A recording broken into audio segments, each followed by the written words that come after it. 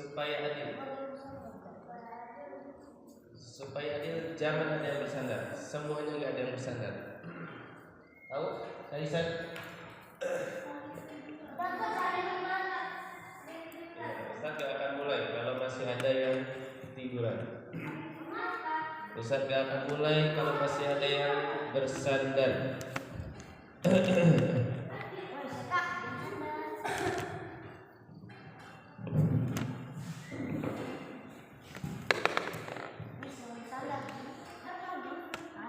Ayo mendekat. Yang jauh mendekat. Zakwan sudah wudu? Wudu dulu Zakwan, sholat dulu. Yang baru bangun segera berwudu dan sholat dulu. Sholat tahajud, sholat yang paling hebat. Ayo mendekat Nizar. Yang jauh Rizki. Ayo mendekat. Masih ada yang bersandar? Ayo yang di dekat tembok kesini.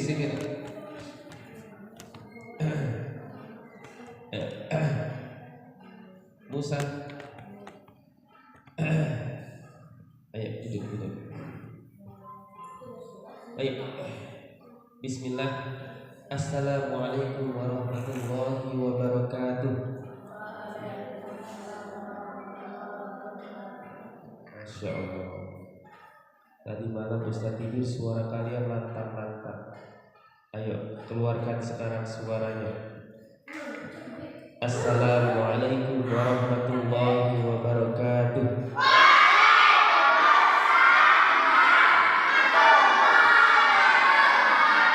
Nah ini baru Masya Allah. Kok beda sama yang pertama tadi suaranya?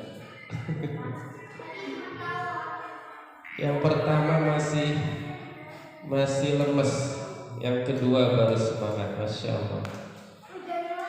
Jangan dinyalain bisa sengaja. Baik, bismillah. Assalatu wassalamu ala rasulillah wa ala alihi wa ashabihi ajma'in. Allahumma inni as'aluka ilman nafi'an wa rizqan thayyiban wa amalan mutaqabbalan. Alhamdulillah, kembali Allah mempertemukan kita. Allah membangunkan kita setelah Allah matikan kita. Karena sejatinya ketika kita tidur, kita dimatikan sementara oleh Allah. Makanya doa tidur bagaimana? Bismika Allahumma amutu wa ahya. Dengan menyebut namamu ya Allah, kami mati dan kami hidup. Jadi ketika kita tidur, tadi ada yang gak tidur? Ada gak yang gak tidur? Gak tidur? Sama sekali gak tidur? Cuma sejam, alhamdulillah bisa tidur. Jadi ketika kita tidur, sejatinya kita dimatikan oleh Allah. Dan ketika belum waktunya kita meninggal dunia, Allah bangunkan lagi. Karena ketika Allah bangunkan kita, berarti Allah masih ingin ada kebaikan dari diri kita. Allah masih memberikan kita kesempatan untuk sholat tahajud, untuk berdoa kepada Allah, untuk belajar menuntut ilmu agama. Semoga Allah terus mudahkan langkah kita untuk bisa menggapai surganya kelak. Amin. Allahumma amin.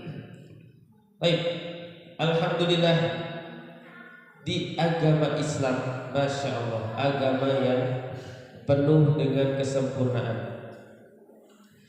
Di dalam Al-Quran, Allah sudah menjelaskan kepada kita kejadian-kejadian yang telah lalu.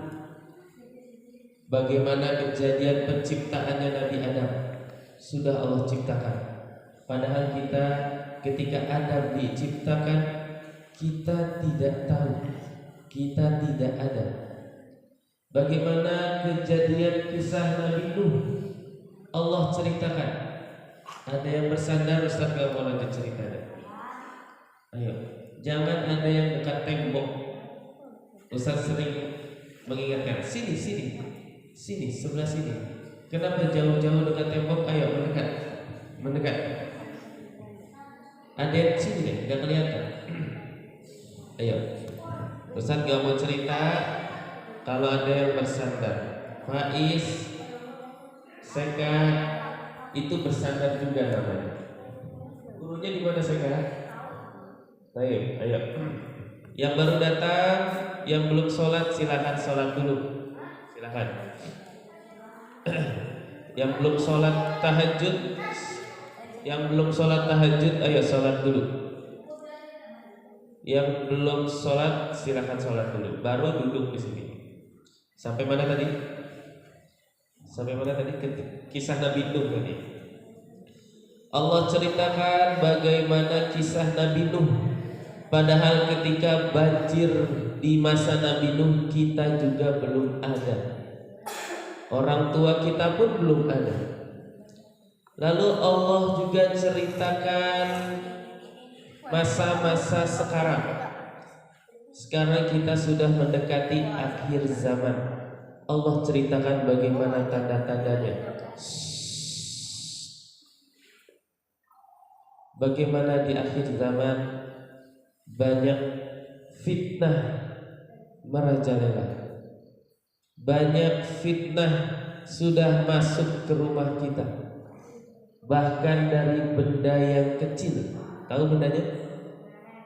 Apa benda yang kecil? Kotak. Nah, itu dia. Menjadi fitnah bagi kita. Dengan sangat mudah kita melihat kemaksiatan di HP. Bagaimana ketika kita bermain handphone, azan berkumandang. Apakah kita berhenti main HP-nya? Berhenti. Apakah berhenti? Seringnya berhenti apa lanjut? Seringnya berhenti. Masya Allah. Biasanya, tapi kadang-kadang lanjut. Kadang-kadang lanjut. Nah, jadi itulah fitnah akhir zaman. Yang nyender sama Harun siapa itu? Ayo, gurunya di mana? Dia. Ustaz gak mau lanjut nih kalau masih ada yang tiduran, masih ada yang bersandar. Baik, sampai kejadian yang akan datang juga sudah Allah ceritakan. Bagaimana kejadian hari kiamat, bagaimana kejadian di kubur, bagaimana kejadian di akhirat, sudah Allah ceritakan di Al-Quran dan juga sudah diceritakan oleh Rasulullah Sallallahu Alaihi Wasallam. Bagaimana Dajjal nanti akan keluar, bagaimana Dajjal akan menebar fitnah di seluruh dunia, sudah Allah ceritakan. Dan sampai kejadian surga dan neraka, bagaimana kenikmatan surga yang dirasakan penghuninya, sudah Allah ceritakan. Bagaimana kesengsaraan neraka beserta penghuninya, sudah Allah ceritakan. Ustadz akan menceritakan satu ayat yang merupakan ayat yang luar biasa kalau menurut Ustadz. Karena di sini Allah membocorkan kepada kita kabar tentang hari kiamat, yaitu peristiwa tentang khutbahnya iblis. Pernah dengar khutbahnya iblis? Kalau biasanya kita dengar khutbah Jumatan biasanya ya, ada yang membawakan khutbah. Ini Allah ceritakan iblis berkhutbah. Iya. Dari malam juga Ustadz sudah sering mengingatkan kalian, ada yang center nyari yang putih-putih. Siapa yang nyenter tadi malam? Nyari yang gak kelihatan. Ya. Untuk apa nyeternya kamu? Biar kalian takut? Biar kalian takut sama hantu? Iya. Makanya dengerin ya, Ustaz ceritakan ya. Allah sudah ceritakan di Al-Quran tentang khutbahnya iblis. Jadi sedikit Ustaz beritahu, tidak perlu kita takut dengan hantu yang digambarkan oleh orang-orang kafir. Hantu itu bentuknya seperti guling loncat-loncat. Apa guling loncat-loncat? Pocong. Hantu itu wanita berambut panjang, kuntilanak. Ada lagi hantu itu berbentuk apa ya? Bayangan hitam besar bertaring, genderuwo. Ada yang gak ada palanya, ada yang kecil, palanya botak, tuyul. Tidak perlu takut sama yang seperti itu. Kalian harus lebih takut sama syaitan yang membisikkan di hati-hati kalian supaya tidak mau beribadah, supaya ketika kajian kalian ngobrol, supaya ketika kajian kalian ngantuk. Nah, yang seperti ini yang harus kalian takuti.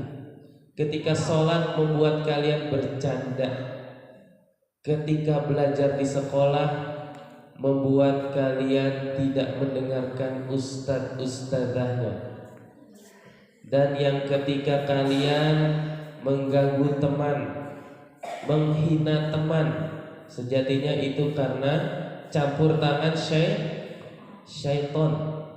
Dan pemimpinnya syaitan siapa? Iblis. Pemimpinnya syaitan, laknatullah alaihi.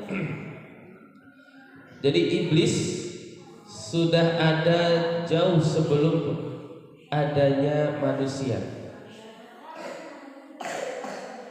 Kenapa? Iya, sebelum ditempati manusia, bumi ini ditempati oleh jin dan syaitan dan iblis juga.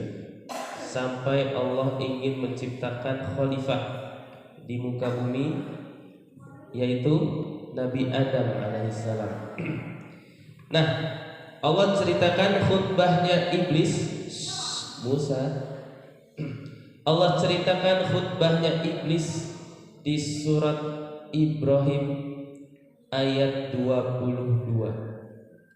Kalian ingat baik-baik surat Ibrahim ayat 22. Allah menceritakan tentang khutbahnya iblis. Ustaz bacakan terjemah. A'udzubillahi minasyaitonirrajim. Dan syaitan berkata ketika perkara hisab telah diselesaikan. Ingat, ini ketika hari kiamat. Proses hisab itu proses yang sangat panjang. Kalian, ustadz, orang tua kalian akan dimintai pertanggungjawaban semuanya, tidak terkecuali. Akan ditanya mata kalian digunakan untuk apa ketika di dunia, tangan kalian digunakan untuk apa, mulut kalian digunakan untuk apa. Semua akan Allah tanya secara detail, tidak ada yang terkecuali. Seperti yang kemarin diceritakan Ustaz Danu, di akhirat semua akan mendapatkan dengan sempurna balasannya. Siapa yang mendengarkan Ustadz hari ini dengan baik akan dapat balasan yang sempurna nanti di akhirat. Siapa yang tidak mendengarkan malah bercanda, ngisengin temennya, akan dapat balasan yang sempurna juga nanti di akhirat. Ustadz lanjutkan. Ini mulai khutbahnya iblis. Sesungguhnya Allah telah menjanjikan kepadamu janji yang benar. Iblis berkata seperti itu. Ingat, yang mendengarkan khutbah iblis ini, iblis berkhutbah di neraka. ketika semua sudah ada di neraka penghuninya. Iblis pun masuk neraka.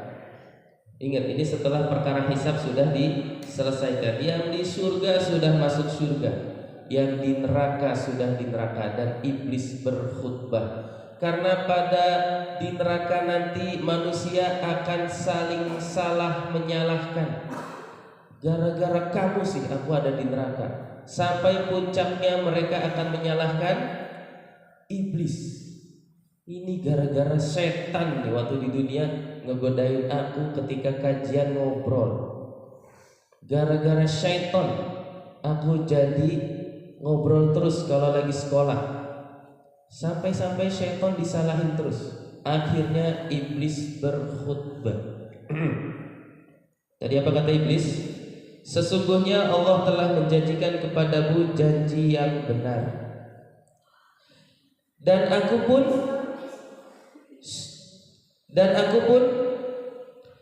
telah menjanjikan kepadamu, tetapi aku menyalahinya.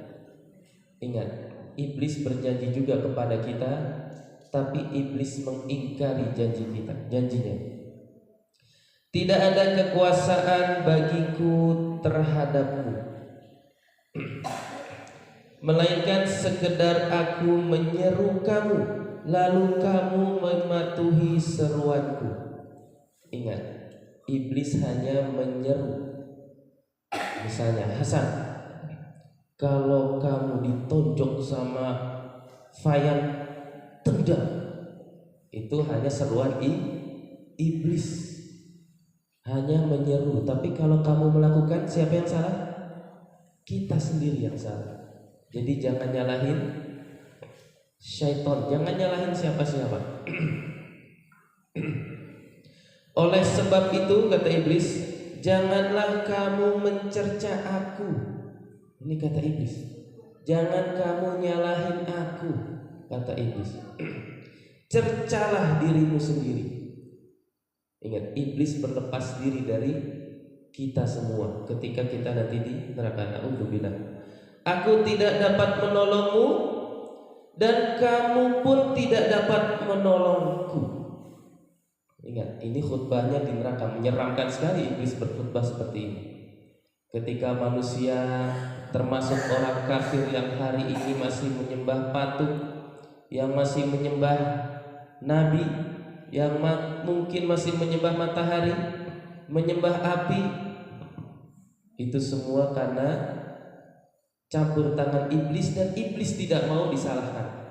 Ingat cerita Nabi Nuh? Ingat cerita Nabi Nuh? Iblis nyuruh salah satu pemuka kaumnya bikin patung. Tapi yang bikin patung siapa? Orangnya kan? Lalu iblis nyuruh biar nyembah patung. Akhirnya orangnya nyembah patung. Tadi, aku tidak dapat menolongmu, dan kamu pun tidak dapat menolongku. Sesungguhnya aku tidak membenarkan perbuatanmu menyekutukan aku dengan Allah sejak dahulu. Ingat, iblis tidak mau sebenarnya, takut kalau manusia itu menyekutukan Allah, tapi manusianya yang malah berani menyekutukan Allah dengan sesuatu.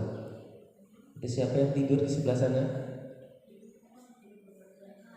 Siapa yang tidur? Ayo bangun, jangan bersandar, jangan pindah tidur. Nah, tadi dari tenda dibangunin bukan untuk pindah tidur di sini, bukan. Ayo ingat. Nah, berusaha segar walaupun ngantuk. Yang masih ngantuk coba ambil air supaya segar lagi. Baik. Sungguh orang yang zalim akan mendapat siksaan yang pedih. Ingat, ini Allah ceritakan di surat Ibrahim ayat berapa tadi? 22. Kalau kalian merasa mungkin sedang tidak semangat belajar, ingat ayat ini. Oh, nanti iblis akan berkhutbah. Na'udzubillah kita sampai mendengarkan khutbahnya iblis. Karena yang mendengar khutbah iblis ini penghuni neraka yang sudah ada di neraka. Semoga Ustadz doakan kita semua nanti bisa berkumpul lagi di surganya Allah kelak, tidak sampai mendengarkan khutbahnya iblis. Baik, para penghuni neraka yang mereka menyalahkan iblis laknatullah alaih ketika sudah sampai di neraka dan ketika sudah mendengar khutbahnya iblis ini, tambahlah siksanya karena sakit hati yang semakin mendalam. Sudah fisiknya disiksa, dibakar, hatinya disakiti lagi oleh iblis. Jadi siksaannya double. Muhammad kok pindah-pindah tadi di sini? Udah sampai situ aja. Masya Allah. Baik. Semoga kita semua tidak ada yang sampai mendengarkan khutbahnya iblis. Baik. Sudah? Ada yang belum sholat tidak? Ada yang belum sholat tahajud? Ayo sayang, kalian sudah bangun di waktu-waktu yang gagah tapi tidak dimanfaatkan untuk sujud kepada Allah, berdoa kepada Allah. Baik. Ketika Allah sudah menceritakan bagaimana iblis dengan mengerikannya nanti berkhutbah di neraka, kira-kira ada nggak yang masih ingin berbuat zalim? Dan ketika berbuat zalim, nyalahin seseorang, nyalahin temennya. Ketika ditegur sama ustadznya, misalnya, Habib, jangan berisik, jangan nyalahin temennya. Ini ustadz sebelahku ustadz, dia ustadz yang gangguin aku. Misalnya, Faiz jangan berisik, ini ustaz, belakang aku ustaz, gangguin aku. Jangan suka nyalahin. Akui saja kalau ditegur ustaz, ditegur ustazah, akui saja kita salah. Misalnya harus disuruh menulis lembar istighfar, tinggal dilakukan saja. Akui kita salah. Salah satu nanti penyebab hisab yang mudah adalah karena orang yang dihisab ketika dibuka dosa-dosanya sama Allah. Misalnya Kaisan, dulu ketika di dunia kelas 6 sering gak memperhatikan guru. Betul atau tidak?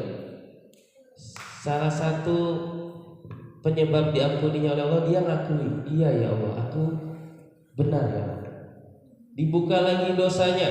Misalnya Hadik, ketika di dunia sering bercanda sama Haidar. Betul apa tidak? Benar ya Allah, akui. Ataya, ketika di dunia, ketika kajian sering isengin orang. Iya ya, akui. Biasakan kita mengakui di dunia. Semoga nanti di akhirat kita pun termasuk orang-orang yang mengakui apa yang Allah buka dari dosa-dosa kita. Karena mungkin di dunia dosa-dosa kita ditutupi oleh Allah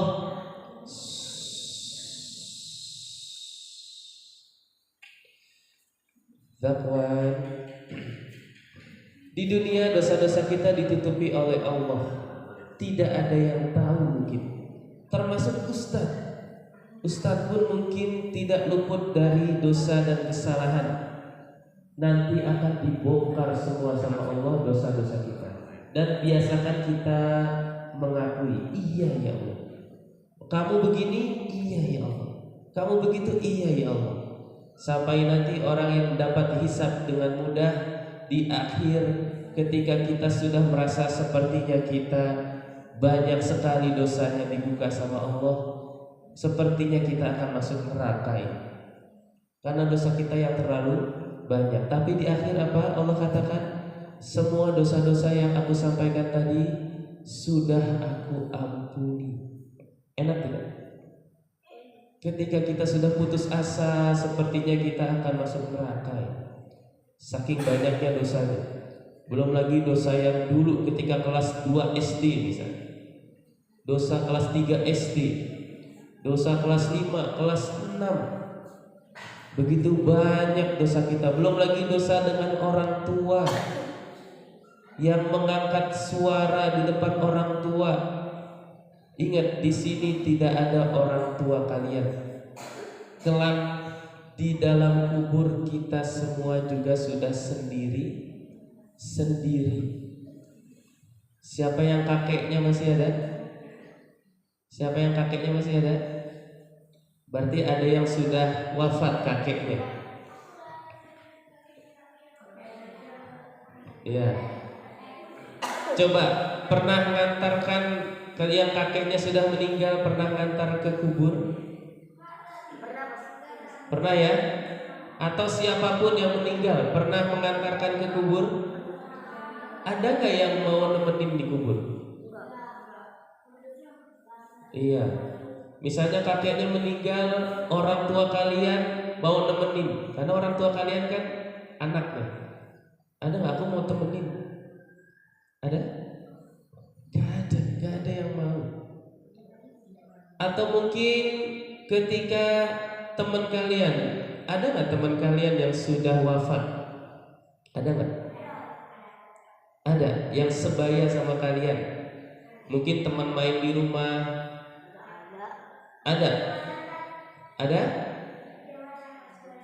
Kelas 2 SMP. Ketika anaknya itu meninggal, orang tuanya mau nemenin nggak di kubur? Enggak kan? Gak ada yang mau nemenin.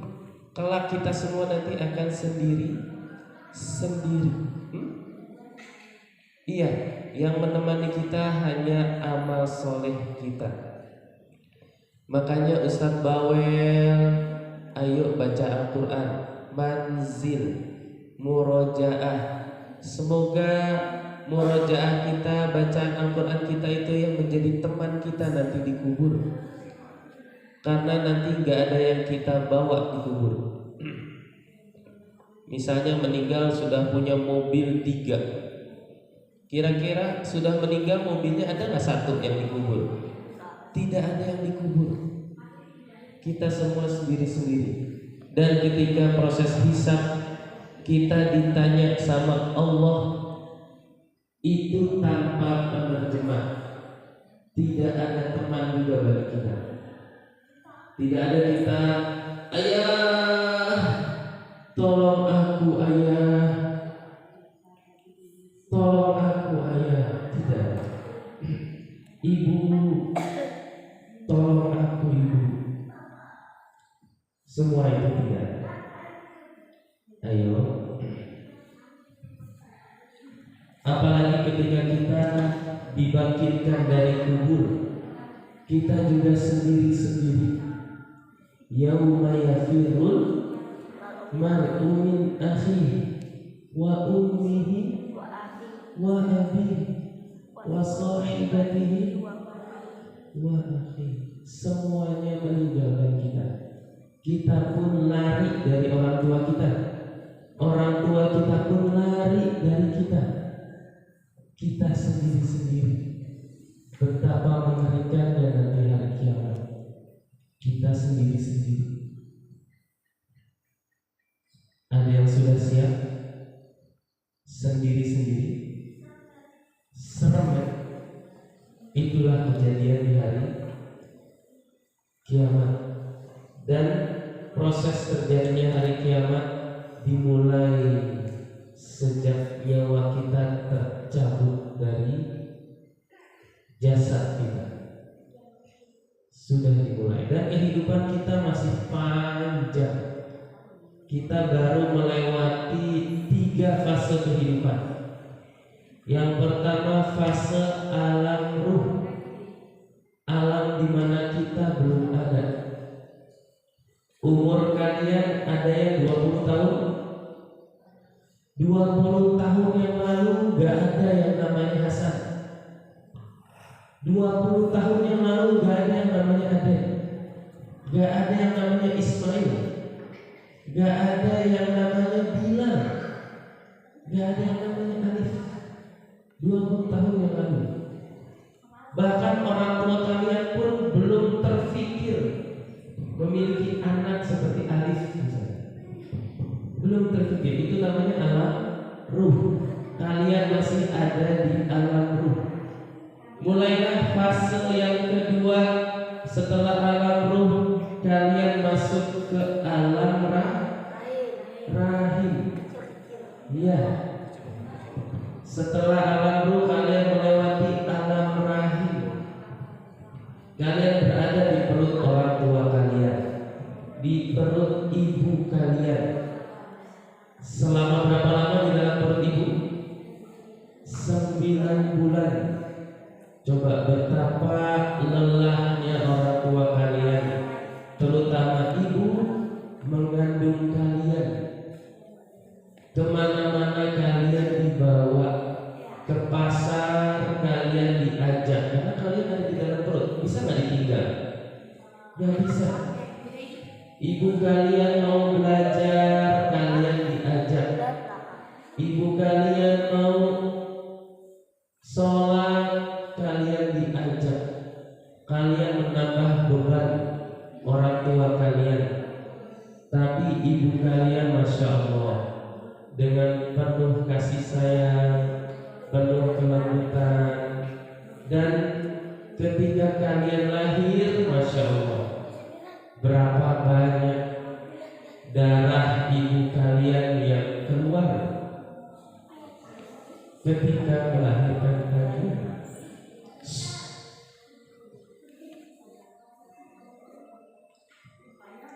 Nanti duduk.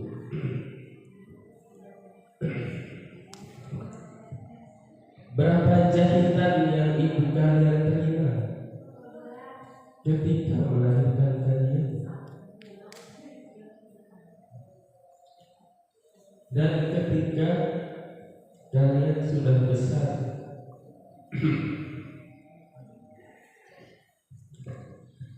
ketika kalian sudah besar, pantaskah kalian berkata kepada ibu kalian? Pantas tidak? Pantas tidak kalian berkata apalagi berkata tidak mau ibu? Disuruh pulang lagi main, aku gak mau ibu. Aku masih mau main. Disuruh manzil, kalian gak manzil. Disuruh belajar, kalian tidak mau belajar. Disuruh makan, kalian rawat. Dimasakin ibu kalian ikan, kalian mintanya ayam. Pernah? Dimasakin ibunya daging yang enak, kalian mintanya nasi goreng. Pernah?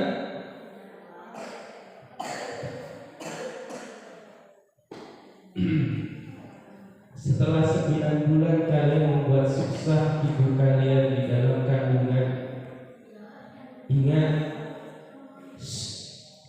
apalagi ayah kalian yang sudah berjuang di luar sana untuk pendidikan kalian, yang sudah sayang sama kalian, selalu mendukung kalian, walaupun tidak sesering ibu kalian bertemu. Tapi ayah kalian, yakinlah ayah kalian sayang sama kalian. Sampai tadi malam ada yang sampai menyusul ke sini, sayang untuk kalian. Ini melihat anaknya.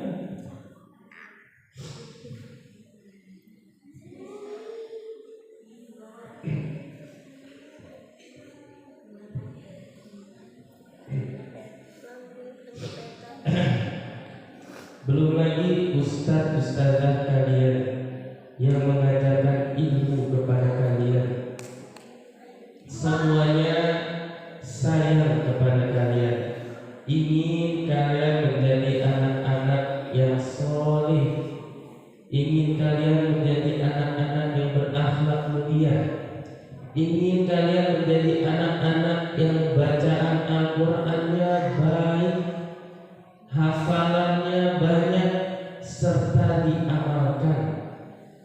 Ingat, Al-Quran Allah turunkan bukan cuma untuk dihafalkan, ada tujuan yang lebih mulia dari dihafalkan, yaitu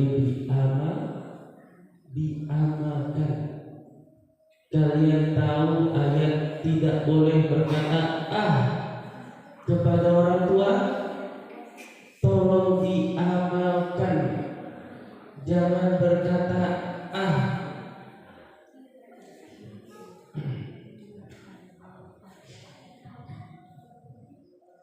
Tolong Ustaz sering ingatkan, terutama yang sering bertemu Ustaz, yang di halaman Ustaz, ketika di sekolah, yang di halaman Nabi, Ustaz sering ingatkan, selalu maksimalkanlah waktu kalian. Waktu halakoh, maksimalkanlah butuh halakoh. Waktunya kalian di rumah dengan orang tua kalian, maksimalkanlah waktu kalian dengan orang tua. Sayangilah orang tua, doakan ayah ibu kalian yang sudah sayang kepada kalian, yang sudah banyak berkorban untuk kalian. Ustaz mau selesai dari acara berdosa ini kalian berubah. Mau tidak? Nanti ketemu orang tua kalian sambut, karena mereka yang sudah sayang sama kalian. Berubah jadi anak-anak yang berbakti kepada orang tua kalian, karena pahalanya sangat besar berbakti kepada orang tua. Sampai-sampai perintah berbakti kepada orang tua Allah sandingkan dengan perintah untuk mentauhidkan Allah. Setelah kita mentauhidkan Allah, kita berbakti kepada orang tua kita. Bakti dengan berbakti yang baik, selama perintah orang tua kita tidak bertentangan dengan perintah Allah. Maju lagi. Baik, ada yang mau ditanyakan? Mau tidur, Masya Allah. Tadi kan saya bilang maksimalkan waktu. Ketika waktunya tidur. Ketika kalian waktunya tidur, main prosotan, malah berisik, bakar-bakar. Siang nggak tidur. Siang kemarin waktunya tidur kalian masak mie. Maju. Akhirnya ketika kajian ngantuk. Nanti setelah ini ada acara kalian juga tidur. Davin. Itu siapa? Itu karena kalian tidak memaksimalkan waktu. Padahal panitia Masya Allah sudah mengatur acara supaya semuanya baik. Istirahat kalian tidak terganggu. Tetap istirahat. Siang bisa tidur, malam bisa tidur cukup.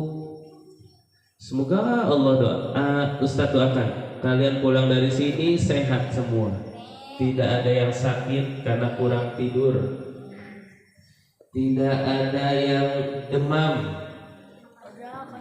karena hari Ahad kita kan sekolah lagi ya. Mudah-mudahan nanti hari Ahad gak ada yang izin. Jangan sampai peserta perjusa izin semua. Jangan. Iya. Izin kecapean, kurang tidur. Padahal yang bikin kurang tidur siapa? Kalian sendiri yang bikin kurang tidur. Kenapa? digangguin. Astagfirullah.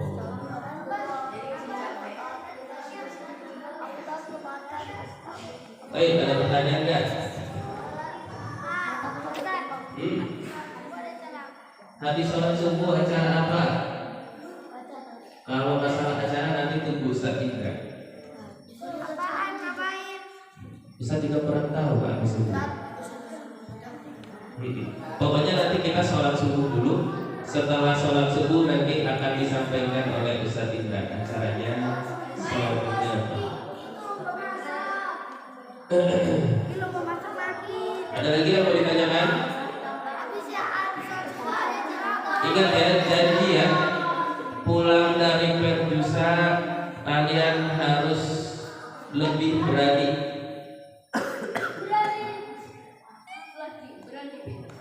Jadi laki-laki yang kuat.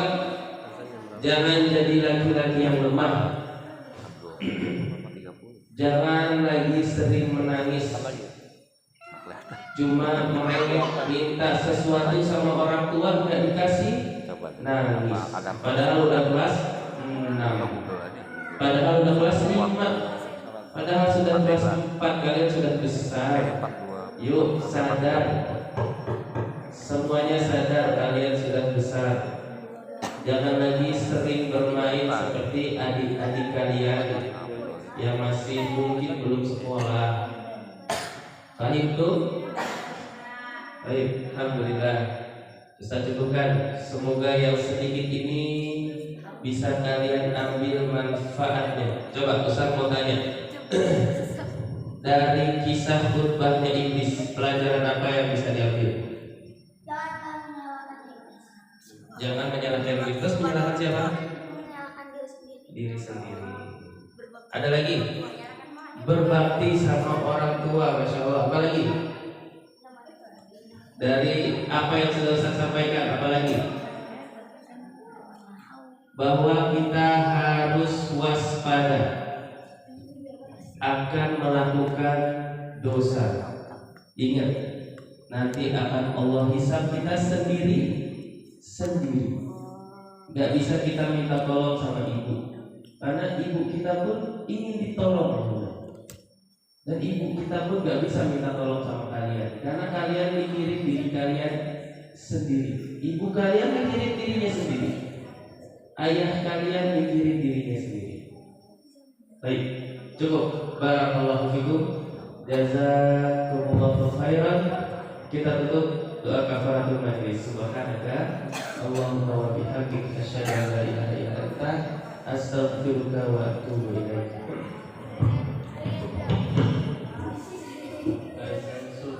Siapa yang